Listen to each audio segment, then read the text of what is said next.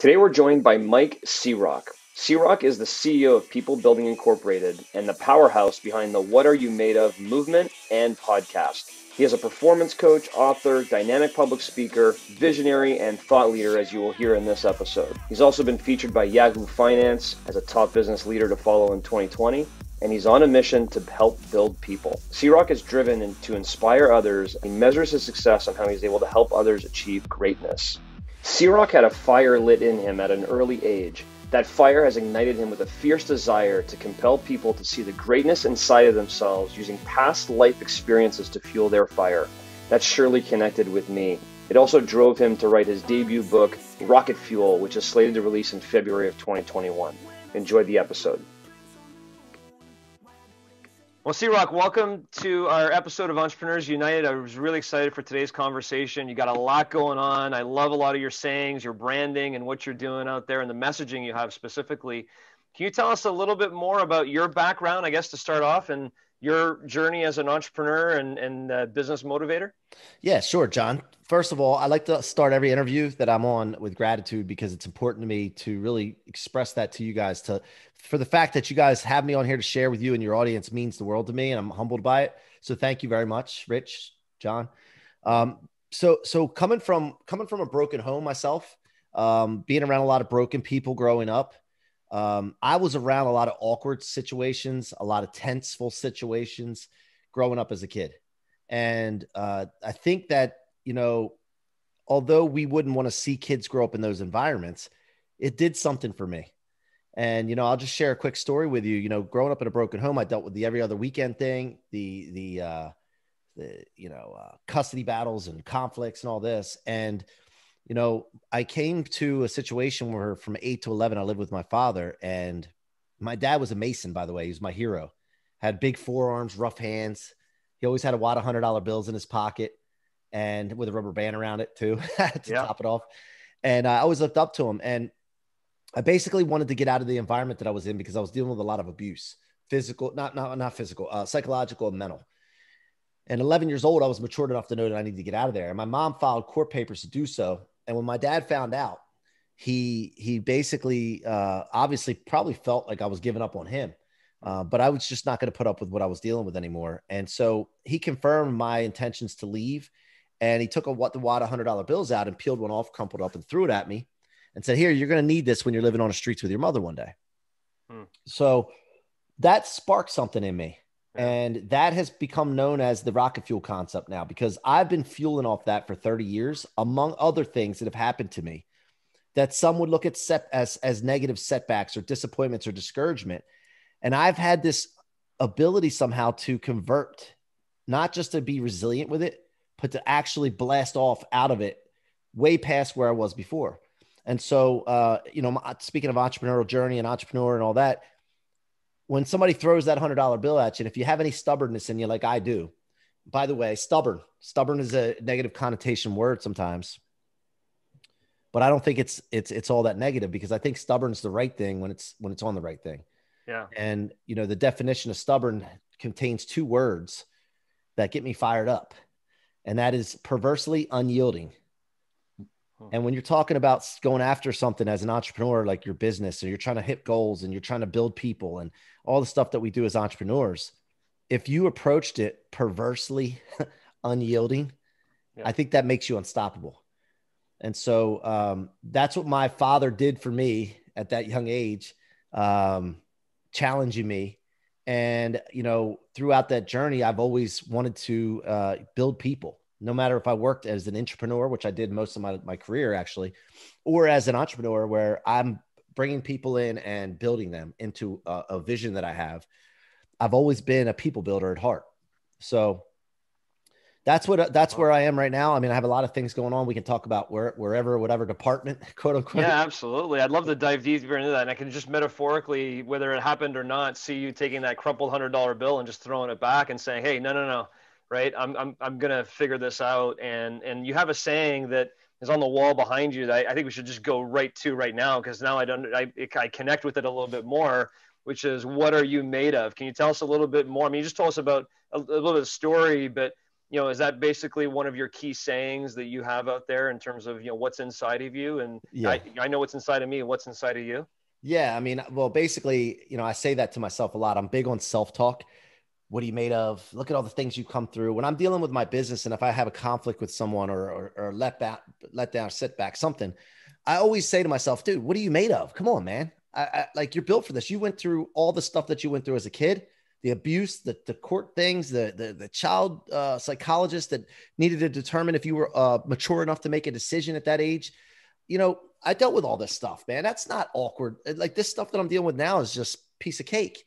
So that is where it came from. And then I started a podcast because I heard a guy named Pete Vargas tell his story on 10X Growth Con stage, and it blew me away. He was telling a story about his father and their relationship. And I couldn't believe that had that big of impact on me and the people around me in the crowd. And so I said, you know what? I have a story like that. I should be telling people. Yeah. And I just, realized that there's a few reasons that I was not sharing my story. And I think this is common across the spectrum is, one, you don't think your story is extraordinary. So you're like, man, nobody's going to relate to this. Like you don't have to have an extraordinary story. Like, ordinary connects with more people. The second thing was I was embarrassed. I ran a lot of broken people, a lot of crazy people growing up. And, some people might've been abused and sexually abused or whatever. And they're embarrassed by their story, so they don't share it. But the most important one I realized was not telling your story. You're underestimating the power that your story has to inspire millions and millions of people. And so when I started sharing my story with 1, 2, 10 people, and the reactions that I was getting from them, I was blown away by it. This is an ordinary story. I thought to myself immediately, somehow in my head, I just said, well, if 10 people were inspired by this, what about 10 million people? Like, what if I found a way, and I don't know how I'm going to do it. What if I found a way to reach 10 million people? And then that's where this all started. So I started telling my story on the show, and then it became a hit. People kept lining up to come on the show and share their stories. They want to, people in this naturally want to share and talk about themselves. Yeah. And so we did that. We brought some, super successful people on to share how they've converted their setbacks into rocket fuel, told us what they're made of. And it's a fun question to ask people. Yeah, that's fantastic. And we'll get more to rocket fuel here in a little bit. And I'd love to talk a little bit more about the 10X piece as well. But talk to us a little bit more if we go back through your history. You mentioned being an entrepreneur and then now an entrepreneur as well. And I'm sure there's a lot of entrepreneurs and or entrepreneurs that are listening to this podcast that have had some setbacks, have had some hardship, maybe some recent ones with COVID as an example and something with going on in their lives, or it could be more longer term and just sitting inside of them and they haven't been able to kind of break out of it yet. Can you tell us a little bit about, what you were doing as an entrepreneur and what your business is today? Yeah. So I started in sales in 1998, in-home sales, learning how to close deals that on the spot, handling objections, the tough stuff, man. And I did that for 9 years actually. And that's crazy to think about because, I knew I was not in the right spot. Like, I knew that wasn't for me. But I cut my teeth in that arena. So from there, I became a real estate agent. And then shortly thereafter, after having good success there, I just didn't like showing people houses. I got into the mortgage business. And as a loan officer, I took off from the start. And from there, that wasn't good enough for me. So I started looking around, and there was a lot of people that needed help around me in my company that I worked for. And I was thinking to myself, like, they're not getting the help that they need. I see the answers here. I need to step up. So I went to the owner and said, hey, I need to manage this group. They're not being managed properly right now because I'm seeing opportunities all over the place that you can make a lot more money. And, I need to get involved here or I have to go somewhere else. Yeah. And so I became a manager, and I told him after a while that, look, I want to grow branches. I want to start going out and building branches in a division. And the guy actually was a relative of my best friend, an in-law of my best friend. And we trusted him and this and that. And he basically flat out said, nah, I don't think you're going to be able to make it. Like, I don't think you can handle that. And of course, that's like the worst thing you could say to me if you don't want me to do something. So I'm perversely unyielding and started going out and building branches, and did so, and built 7 branches, 20 some employees. And he proceeded to steal money from us and do things that he wasn't supposed to do. So we had to move into a new company, which we're at now, Nations Lending. We've grown to 40 employees. We got back to the revenue level where we were. It took us 7 years to get to. It took us 2 years the second time to get to 10 million in revenue. And from there, the mortgage business wasn't enough for me because the people that I'm building is in my organization here. We couldn't grow it fast enough as far as the people that I wanted to help. So that's why I went outside of that, started the podcast, started People Building Inc., which is a company that builds people, and also wrote the Rocket Fuel book to share my story, to get it out to as many people as possible and inspire people. Yeah, that's phenomenal. Going back to the earlier part about being in sales, we had a recent guest on, Dr. Julie Bell, and we were actually talking about everybody in their lifetime should have a sales job for exactly some of the purposes. I mean, I'm sure that built a lot of foundation for you, and your mission really, Rich, connects to your exact mission in life as well. And Rich, maybe you could share your mission about impacting people, because you guys connect at that point very, very, very well.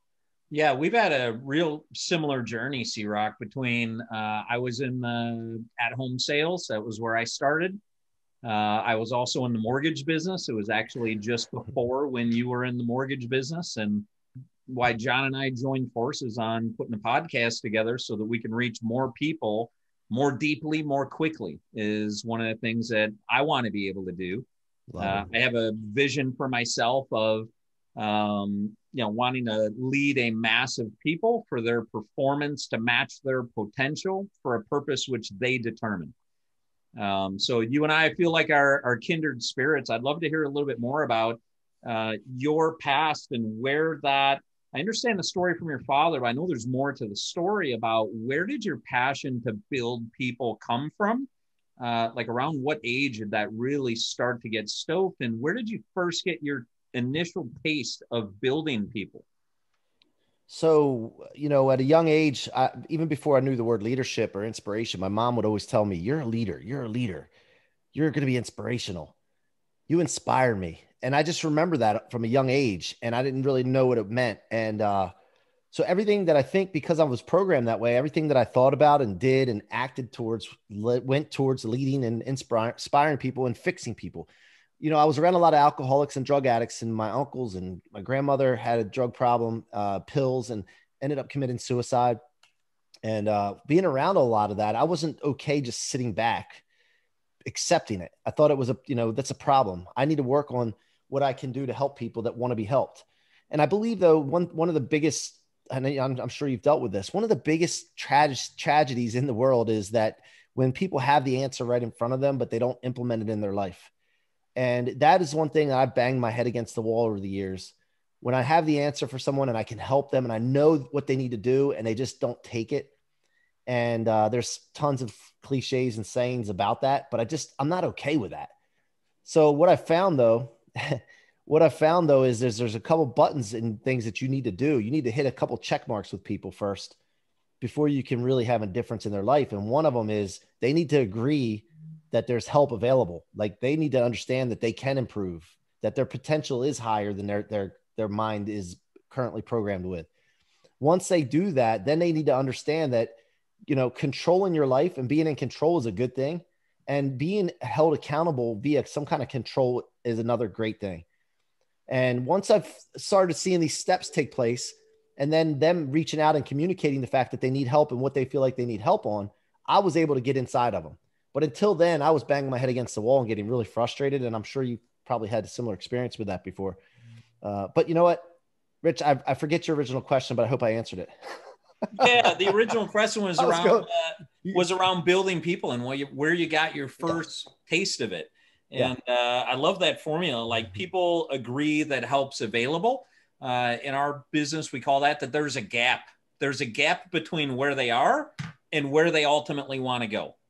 And then the next piece that you add is that they are accountable and they, at some level, they'll submit to being led. They realize they don't know it all. One of the things I've learned in coaching is it's very hard to help and support and coach perfect people.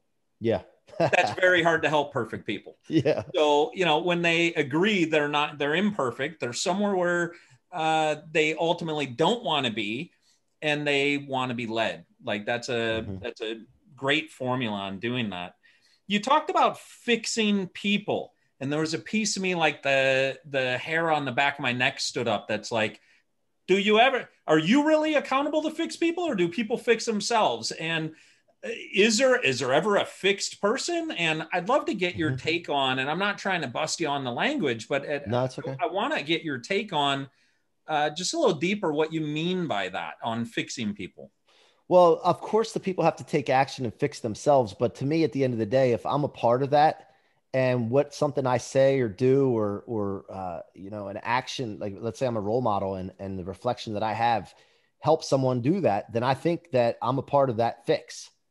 So, you can look at the word several different ways, but I agree with you 100%. These people everybody needs to look inside themselves and do a self-analysis and look at them and really figure out whether they're wanting to be fixed and what areas that they see, and you can't do it otherwise. So no, I'm with you. You know what I mean, though, I think. Yeah, I think so.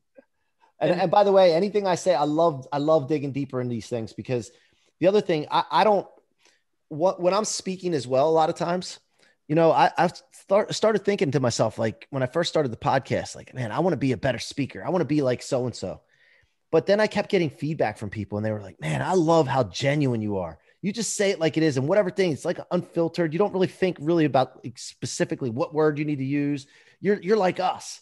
So then I said, you know what? I'm going to stop trying to be the best speaker, and then really just let the heart flow. And it's been working. And I'm thankful for that, because I didn't really like working on how I spoke. Well, and I love your perspective on it, on fixing people, that it's you being part of that journey, that they ultimately are accountable to fix themselves. Yep. If the word, if at any point we're ever all fixed, never fixed, whatever fixing there is to do, the individual is responsible for it, and you want to be part of that journey. I'm curious, who would be a substantial person who was part of your journey around something that you right-sized within yourself, and what was it that they helped you with? I think that first of all, my stepfather, George, that stepped in my life when I was 11, he wasn't really good at getting money, but he didn't even really try to get money. He cared about hunting and fishing, and going to a job that paid him, and then being able to free up time to be able to do the things he was passionate about. He could budget really well, but he was really hard on us as kids, not physically, but like made sure we understood, if you do good things happen. You do bad things are going to happen. You either learn from me or you're going to learn from the world. And you need to read more. Mikey, you need to read more. And, the reason that you're not reading and liking reading is because you're not understanding what you're reading. And the reason for that is you're not taking the time to understand the words and look up the words. So when I realized that, I would ask him what words would be, and he'd say, go look it up. I'm like, come on, man, you know the definition. Just tell me. I don't have to go. No, go look it up. And this was before Google, where we had to go to the Merriam-Webster dictionary and actually go out and look up the word. So he was the kind of person that was in my life that was there for me at a time I needed it. And then he passed away January 2019. And I wasn't ready to give up. I don't think anybody's ever ready to give up mentorship, being a mentor or being a mentee. And Grant Cardone came in my life at that perfect timing. I read the 10X rule. My brother was reading it. He said, Mike, this guy sounds just like you. And up until that time, I felt like I went through some things in businesses that I got caged up. I got introverted, worried about what people think. The high energy that I have and the drive that I have, I was worried about it would scare people away. People would tell me, tone it down. And I got locked in a cage from that. And when I read the 10X rule, Grant basically spoke to me in that book. It felt like, man, he's talking to me. I realized I had the validation now to unleash the animal out of the cage and really go after it. And it didn't matter what people thought, because you know what? I'm not the one with the problem. They are. So those are the people that, and then of course the guys that are in the Cardone organization, Brandon Dawson, Richie Dolan, Jared Glant, like those guys right now are my mentors and friends. And I'm just thankful to have them. And especially the timing that it took place to get them in my life. When you say it did not matter what other people thought, that's their problem, man, does that resonate with me? And I'm still coming out, C-Roc, out of my inability to sometimes be vulnerable, because sometimes as leaders or entrepreneurs, you want to make sure you're conforming to a certain way, that you should be acting the way you should be saying things, and not show signs of weakness and areas like that. And a lot of times to your point, if you can just be who you are, you're going to attract the people that you want to attract. If you're trying to be somebody you don't want to be anyway, you're going to attract, people you don't want in your life anyway. So I love what you said there, and it really resonated with me. Talk to me a little bit more, and maybe for our listeners as well, about 10X. I read the book. I think I read the book audibly probably around the same time I think you did, which was a year ago. And I love the concepts of the book.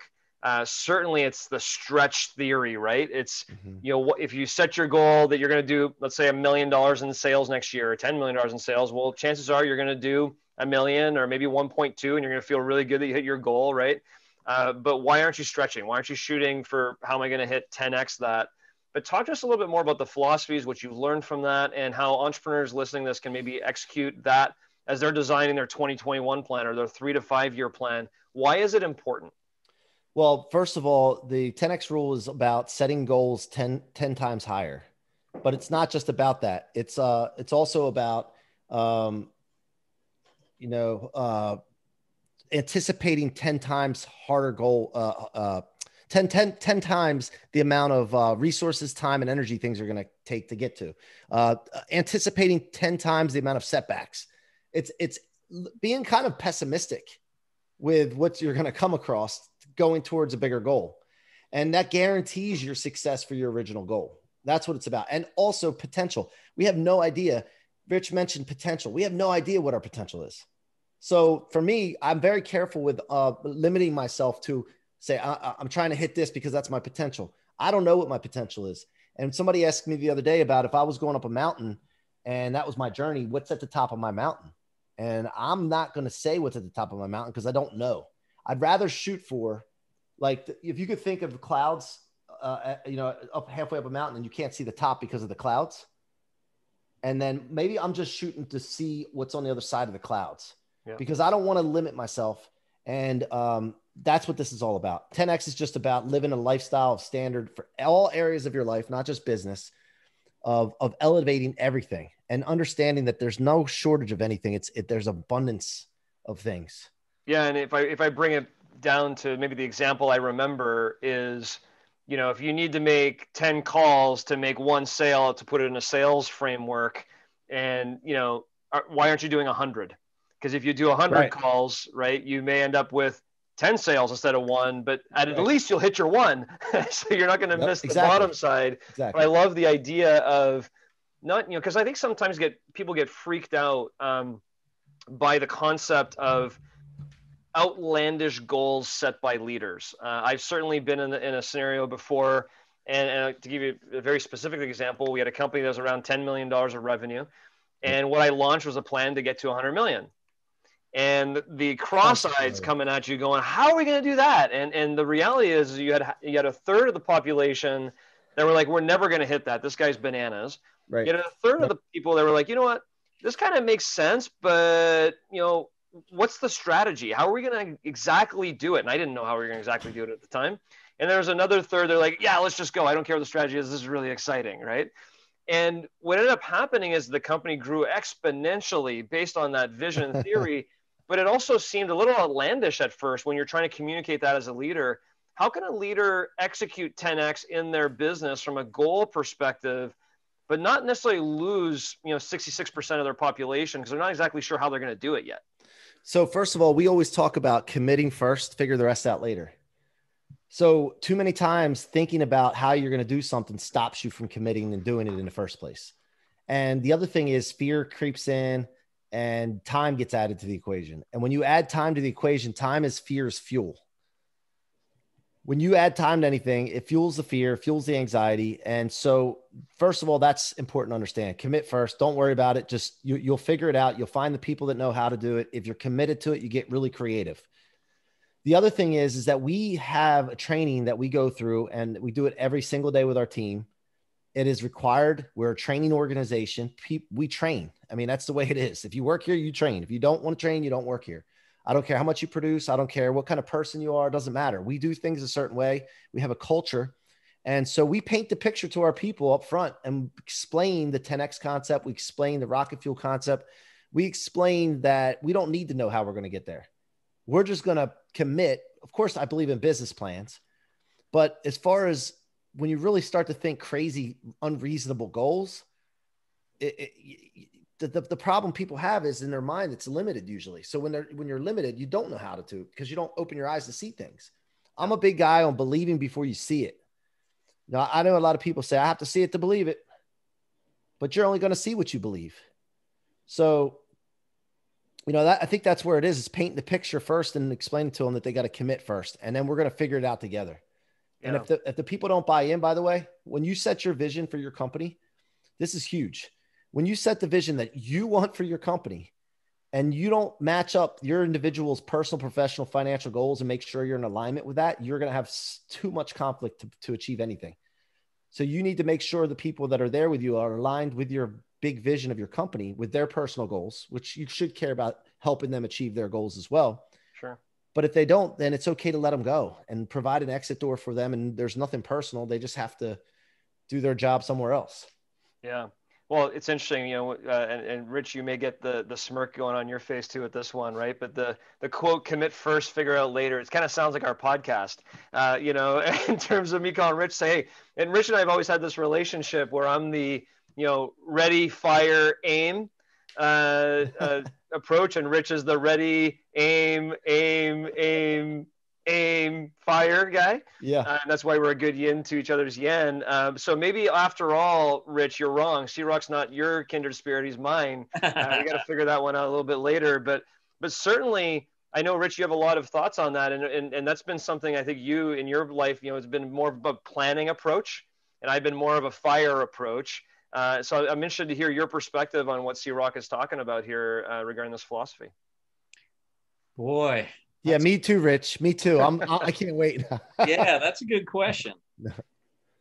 I think at the end of the day, the goal is to get to commitment, and how you get to commitment, I think it's an individual thing, depending on how structured somebody is, depending on what their self-structure is or external structure, depending on what their thoroughness level is, even what their skepticism is. I think it's a different process for different people. And as John mentioned, he's much more comfortable going ready, fire, aim, which is very entrepreneurial. It's like, I'm just going to put a shot up on the target, then I'm going to readjust from there. And it moves much faster. I think from experiences in my life, potentially similar to yours, C-Roc, where having fear of judgment or wanting to be liked or wanting to get it right, I learned to aim. And when I put a shot up, I tend to hit pretty often. Or if I miss, it's not by far, which sounds great. But the problem is I don't put enough shots up sometimes. Yeah. Because I'm overly careful and I miss opportunities where I could just make a commitment. And as you said, after you make the commitment, you'll figure it out. You'll just get creative. So I think that's an area of opportunity for me, an area of growth where I can believe in myself enough, not worry enough about what other people think or what happens if I fail. And if I leave it all on the field and I miss, I'm still okay. Mm-hmm. And just get the commitment out there. So I suppose my answer would be it's an area of opportunity for me. Love that, man. Absolutely love that. And that's what's good about the podcast that I've been on and the ones when I have on my show. There's so many moments and opportunities for growth for even the host, for myself when I'm hosting my own show. But Grant says this all the time. And by the way, so I don't take advice necessarily from people that aren't where I want to go. They're not on the journey to where I want to go, and they're not in the place where I want to be. So Grant has had success. So I don't try to reinvent the wheel. I might shape things and frame things to match my personality and what have you, but he always talks about the fact that quantity beats quantity, or quantity beats quality every day of the week. It's a matter of mass output, mass energy output, and speed. And that's what I just follow the blueprint, and I try not to question too much. Once I know that he has had success of where I want to be and what I want to do, I try not to question things too much and just follow along with it. So a lot of the things I'm talking about are things that I've learned from him. Or you know what? I was talking to Brandon Dawson the other day, who's a scaling expert with Cardone Ventures. And, I was saying to him, it's weird because I'm going through a executive leadership course with him. And a lot of the things that he's talking about in it, I've already experienced or done, but I just wasn't aware of it.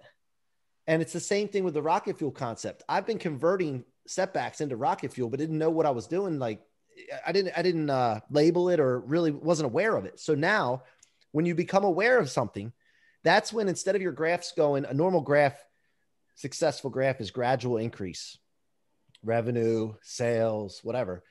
But when you become aware of something, that's when you get that rocket fuel look, that trajectory of a rocket on a graph. And that's the powerful thing when it comes to awareness of these things. And the podcast you have, that's what are you made of? And that's kind of the core question you're talking to your guests about, is what is their conversion of setbacks to rocket fuel? I'd love to hear any themes or any patterns that you've noticed around anything, the setbacks or ages, or how somebody went about that conversion process, and some of the learning you got over the guests that you've interviewed. So that's the good thing about these podcasts that you guys are doing, I'm doing, is that we have a library now, right, to go back and look at. And I have a team of 40 employees at the mortgage company, and we're all going through the podcast. They listen to them in the morning, and then we share takeaways in the morning first thing. And I forgot about a lot of the interviews that I've done. And, I think the common themes are the ones that I'm formulating a lot of my content and concepts around, which is awesome to think about. I didn't really think about this until now. A lot of the things I'm doing is taking little bits and pieces, ingredients from all these people and putting it into the C-Roc brand, And I think the main thing, though, is that stubborn factor, perversely unyielding. I mean, that's what these people are. That's the most common characteristic I see, is they will absolutely not give up. When they're committed to something, they will get it. They're not going to be stopped. They can't fail because they're not going to quit. They may, like you said, with the target, they might just readjust the degrees or something of aim, but they do not quit.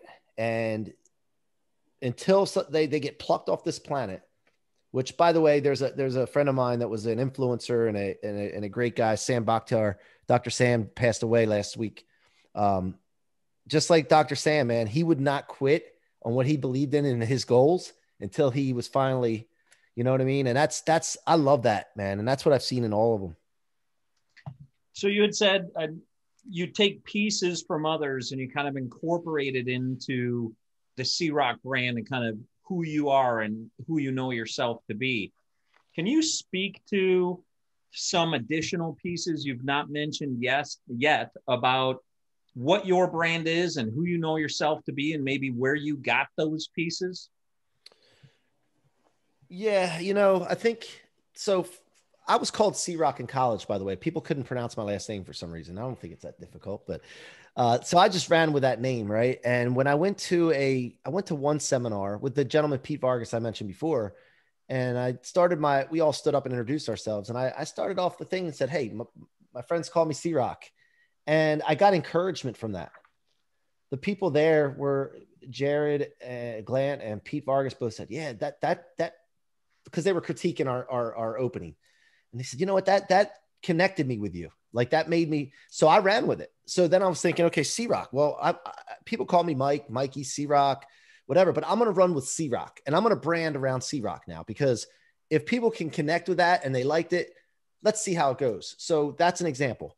Take that, put that into the branding, and do a ton of self-promotion and not feel ashamed of it. Knowing what you're doing, you're trying to impact the world and become a celebrity in this space, because if more people know you, more people can be inspired and impacted.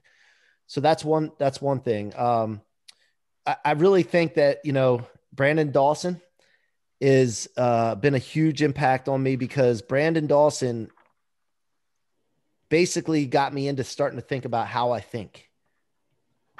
So what I mean by that is, what you think is what you say is what you do, and what you do becomes your legacy. And that's what Brandon says all the time. So I started studying how I think, and I started studying my mind and the mind, and really getting deep into that. And that's opened up so many avenues and so many doors for me, for more exploration, for content, more ways to inspire people and help people to really understand themselves. And I'm trying to think what other, and of course, Grant, I mean, let's face it, thinking big and like understanding your potential is unlimited. And there's no shortage of money on this planet, just a shortage of people going after it. I mean, that's been a powerful thing. And so I had an interview with Grant Cardone, and we got to talking. And I said, what would it take to get to orbit or outer space? Like, what would it take? Not physically, obviously, but like, what would it take to get into the place where you don't have to worry about chasing money? You're not worried about anything. You could do what you want and all. And he said, you know what? Most people aren't ready for that answer. Most people, you know, they don't want to hear about it, what it would be. And I started thinking when I said that to him, I said, you know what? Outer space, gravity, away from gravity. Like we're all, every day we're trying to get away from that gravitational pull of setbacks and letdowns. And so that rocket fuel concept came to me to put that label on what I've been doing and converting. And I got to talking to him about like converting setbacks and not letting anything stop you. And do they ever go away? And he said, no, they don't ever go away. The bigger you get, the more successful you get, the problems get bigger. You want big problems. You need to look for big problems and get excited about looking for big problems instead of running from them, run into them. And so I think that was a big one too, because then you realize that, wait a minute, problems are fuel. And the kind of fuel that really gets you somewhere, like rocket fuel, gets you into outer space. And so I think those are the ones that I would answer that question with. Like I believe the word for that, the technical word is meta thinking, which isn't just thinking, it's thinking about how you think. And I think there's a level of higher consciousness that some of the best leaders that we've certainly had on the podcast or we've met all have that in common. They think about how they think. Can you share with us what changed for you when you started to think about how you thought? Well, the first thing that opens up for me is I see somebody again, I'll see somebody where I want to be or has done something that I want to do. And by the way, I don't look at those people. Like I look at Grant and Brandon and other people, I'll look at them where they are, but I don't aspire to be them or be where they are. I always look past them. And that's because I'm so concerned with limiting myself. But what's happened really when I saw that, I follow blueprints of people. And when I follow the blueprints, I have faith and complete, just belief that I'm going to do what they tell me and I'm going to have success with it. And then what happens is you'll start seeing little successes from it. So I implement and then I look. And I'm very patient, by the way, with the results. I'm urgent with action and patient with results. So I'll implement and I'll look, and watch. And when I see something, I grab onto, okay, that's why that happened. This is why I need to throw rocket fuel on this. I need to flame this up, throw wood on the fire, get more of this because it's working. And then I see a manifestation of things that I can't even tell you the things I've seen over just the last year by thinking the right way. It just blows me away. And before you know it, 6 months, a year from now, you don't even recognize yourself in a good way. Yeah. C-Roc, there's a bunch of things. When you said it earlier, little bits of pieces have become who C-Roc is. It's funny because as you're talking, I'm hearing some things that, I've also picked up from different people along the way. Example, like quantity beats quality every single day and urgent with action, patient with results. It sounds like Gary Vaynerchuk to me, right? And then the 10X pieces, and then some of your mentors I don't know that have impacted your lives, like your stepfather and others. I think it's a huge piece that we all learn something probably in every conversation or every time we read a book or listen to a podcast. But I think what you've done remarkably well is also put those pieces together into who you want to be and your brand. And you're very articulate in what those are, as you said. And maybe that's going back to reading those books that you were asked to go read and looking up those words. So I love that. Let's segue a little bit to if I'm listening to this and I want to get a little bit of C-Roc, obviously you have your podcast, C-Roc, What Are You Made Of, that people can subscribe to and listen to, and we'll definitely share that with everybody. You have the book Rocket Fuel that I believe is coming out. It's not out yet, right? When is that coming out? February 7th, 2021 is the actual launch date. We've been selling it for a while now, and it's very successful. Which is pretty awesome. And Grant Cardone, by the way, wrote the foreword for the book Rocket Fuel, which when you read the foreword, it'll give you chills because it really shows you somebody at his level of success and how that concept has meant the world to him. And matter of fact, it's crazy to me as I see things now. He's doing a coaching program starting the new year off. I'm a Cardone licensee, by the way, but they started a program now for 5 weeks of coaching, and it's called Launch, and it's all about rockets and all this. So it's cool how, like, an ordinary guy like me has had influence on someone, and it's pretty cool. Well, you seem beyond ordinary from this conversation, which is fantastic, which I love. So, listen to the podcast. Purchase the book that will be coming out in February. Is there anything more about the book that you'd like to share with our audiences? Yeah, you can get a copy there, and there's a lot of information on this landing page. If you go to Mike C-Roc with no K, C-R-O-C, MikeCroc.com/book. The book basically is a lot of the stories more in depth than what I've shared here, but also some anecdotes in there that really will show you how to proactively use this concept. This concept is not something to do reactively. It's not something you're going to learn right when you're in adversity. It's a proactive approach, and you have to prepare to be able to convert. And the more you convert, the smaller problems you deal with, the smaller setbacks, as you build and build and build, you become this animal that can pretty much handle anything, and you feel unstoppable. And that's a great feeling to have. I encourage anyone to shoot for it. And I'll show you how. So that's where the book's coming from. And I'm so excited to get people get it into their hands. I just can't wait. Yeah, that must be an incredibly exciting process. So if we move beyond books and podcasts specifically, 2021, it's the first month of 2021 by the time this podcast comes out. What would you recommend people, if they're looking at their 2021 year ahead of them, beyond listening to podcasts, beyond reading this books, any other words of wisdom from you for 2021? Yeah, I mean, I think that, in anything you do, just don't rely on one thing. As you go forward, as we've seen with COVID, I mean, the people that relied on one of anything besides a husband or wife, I suggest you rely on one of those, but one of anything will get you into trouble. Like restaurants that relied on one source of revenue got in trouble, right? In some states and worse than others. But, I think that we need to really start thinking about multiples. With this book, for example, some people write a book and they don't know how to market it, and they're successful with writing the book, and that's it. Other people know how to market it, and then that's where they stop. I'm not doing that. I'm not okay with that. I'm okay with, let's take this book and let's wring that sucker out to get everything we possibly can out of it. Let's do the book. Let's market it and make it a bestseller. Let's create programs off of it. Let's create a brand off of Rocket Fuel lifestyle clothing line, like a mix between Hugo Boss and Under Armour. Let's create a tech product around it. Let's just see how far we can bring this thing out. That's what I'm about. And I want to encourage everyone, anything you do, wring it out, get everything you can out of that sucker. Yeah, that's awesome. And I guess even from this episode, I'm sure that there's not one book coming out. There's probably 10 at a bare minimum. Unstoppability is another book I have coming out. It's already titled Unstoppability. So I'm working on that one next. And this one's not even out yet. What's your recommendation for somebody thinking, C-Roc's story, there's a piece of that I resonate with, but my story is a little bit different.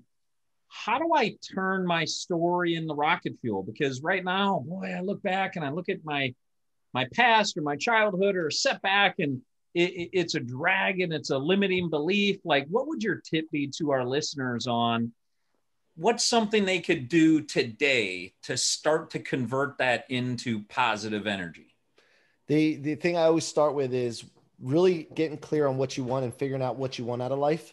And once you do that, if you figure out where you want to go, then it's very simple, because everything that you're either deciding, anything that you're talking about, thinking about doing, everything either leads towards a goal or away from it.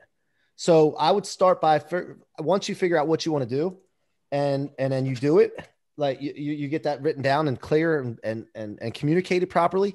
Every decision you make, word you say, action you take, everything needs to be going towards that. If it's not, you eliminate it from your life. And that creates an opportunity for you to handle setbacks, because when setbacks come your way, that pausing in a setback is going away from your goal. If you allow time to creep in and you let the feeling that hits you when you have a setback and it just sits there, and then you let it sit there for any period of time, that is totally against where you're supposed to be going. So that when you have a setback, acknowledge it immediately and understand, okay, now I need to look for the opportunity right now. Where's the opportunity? Because most people, what they'll do is they'll have a setback. Time will go by. Time heals all wounds, you've heard, right? Time will go by. They'll look back, 2020 visions, or looking back to 2020 vision, they'll say, oh, you know what? That's why that happened. That was the opportunity for that. Why wait? Why, if that's the case on every setback that we have, which I've proven that numerous times, why not immediately when it happens, look for the opportunity and take time out of the equation. So that's what I would say on that, Rich. Yeah, thanks for that. Love that. So immediately, if there's a setback, if you know setbacks lead to learning and they lead to opportunities ultimately, don't wait months, years in order to extract that opportunity. Do it quickly. Right, exactly. Exactly. Well, Mike, C-Roc, really appreciate your time here today. This was phenomenal stuff. I'm really excited to read the book Rocket Fuel. Recommend everybody go to MC-Roc. It is mcroc.com, right? No. Mike C-Roc, MIKE MIKE-CROC.com /book. Yeah, /book. To read more information. Subscribe to the podcast. Appreciate it. As Rich says a lot, appreciate your generosity of information you've provided here today. And I'm really anxious to watch your path over the next few years and see where you're going, because the energy is contagious. Thank you. And by the way, I want to say one more thing real quick, but yeah, I appreciate that. And that gives me more fuel. So when I go to places and you say something like that, now I wake up tomorrow morning, I'm like, man, John said he's going to be watching me. Now I got to make it happen. So I love that. And the other thing is, I said I was an ordinary guy. I am an ordinary guy. I want people to hear this. Every single one of us, even if we're ordinary, all it takes is basically a kid's imagination, a child's imagination. Let it go and commit to it, and then watch the magic happen. Ordinary people can become extraordinary by doing just that. That's great. Thank you so much for being on. Thanks for being a guest of ours. Can't wait to hear the feedback from our listeners. I know they'll get a ton out of it. John and I did already. Thank you. Thank you, guys. Appreciate you, man. Happy New Year. Hope you enjoyed the episode as much as Rich and I did. Stay on board for a couple more minutes as Rich and I break down the podcast. Rocket Fuel. I think he said it about 10 times, maybe a little bit more. Perversely Unyielding. I'd love to hear your feedback, because that's the first time I ever hear those two words together. Me too. And it's certainly resonating in my head right now. Well, and that was I haven't looked it up in Merriam-Webster, but that's a formal definition of stubborn. I never knew. I love the concept, and I talked about it when he was on, of just committing and you're going to figure it out. I know that's an area of growth that it takes me too long to commit, but once I commit, it's exactly what he said, like that formula. Once you commit, you get creative, and you're going to figure it out. That's something I'm going to take from this podcast and see what I can do when I'm not quite there yet. I'm not quite convinced something's going to work or it'll be quite successful, and just commit to it.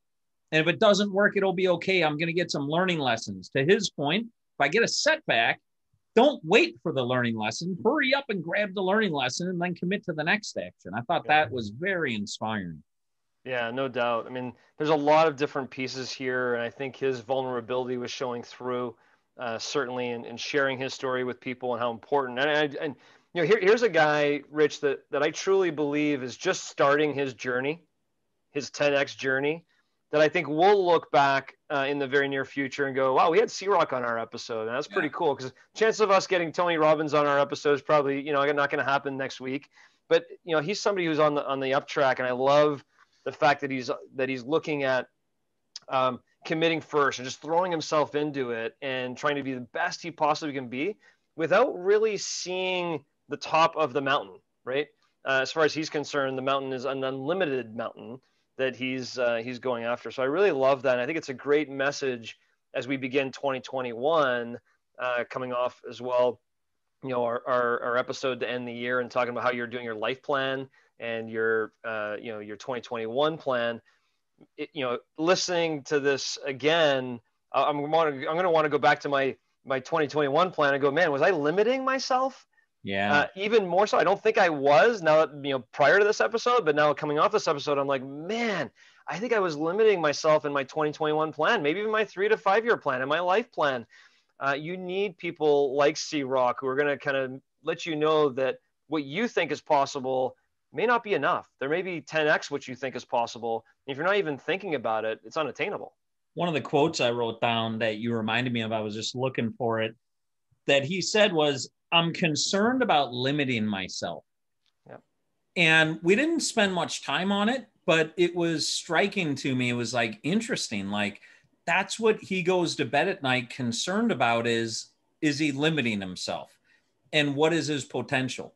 And to your point, going to the top of the mountain and going, I just want to get to the next summit. I know it's not going to be the top. I want to just keep going though. I have no idea where the top is. I just want to get to the next summit and figure it out.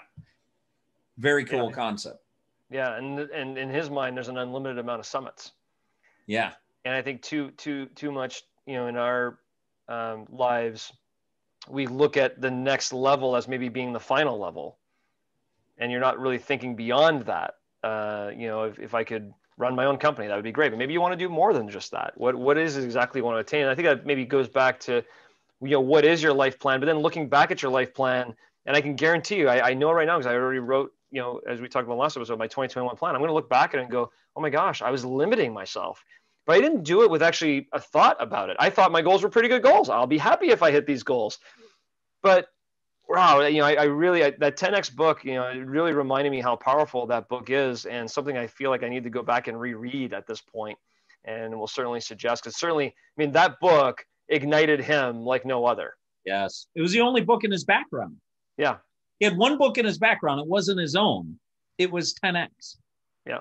You know, one of the things that stood out to me was the air of authenticity that he had.